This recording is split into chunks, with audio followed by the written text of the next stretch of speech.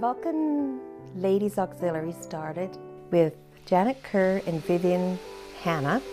They were having a cup of coffee and toast, and they decided that something needed to happen at the hospital. There was something missing. Janet came from Saskatchewan, and she had heard of auxiliaries. The first meeting was called together October 4th, 1977. It was called the Vulcan Ladies Auxiliary at that time. We've gotten rid of that because we like to have gentlemen join. I believe the original mandate was to raise funds for things that were needed in the hospital and also provide comfort to the patients by visiting. They had a little cart that they filled with confectionery items.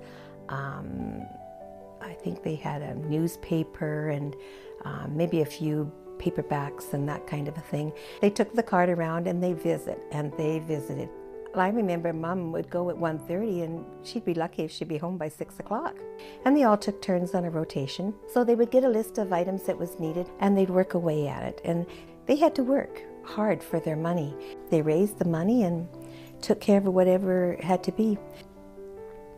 And thanks to Dennis Gooch, he built us a lovely display cabinet, which is out by our tuck shop now, where we could put our knitted items and store a few things so we could sell things from there. So of course that added to our income. The auxiliary literally came out of the closet. We had the little corner closet down by where long-term care is, where the dining room is now. Came out of that closet to having a trolley that went around to the patient rooms to the tuck shop that we have now. Brenda Brent gives us a wish list and we try our best to fill that. It takes us a while sometimes, like the ceiling lifts now that we're working for, they're $5,500 for one. That's a whole lot of knitting and crafts and clothing to sell to do that. We get donations in memory of people, and then we have our bazaar and our garage sale that people support by bringing stuff, and then they come to the bazaar and support that.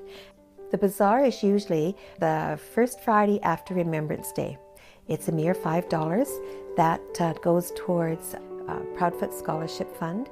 The garage sale is the Saturday after the May long weekend. And everything's priced really reasonable. We appreciate the community's support, donating a lot of things, and we sell a fair amount of stuff. We've got a membership now, 28, with associate members of about another 8, and we're booming. And the fun we have is just, it's special. We were at a bazaar and Janet Kerr had made some butter tarts and they seemed to be quite popular. And what had happened is, in air, she had put some rum in these butter tarts just for the ladies that were working so hard serving. While in air, they had gone out to the public.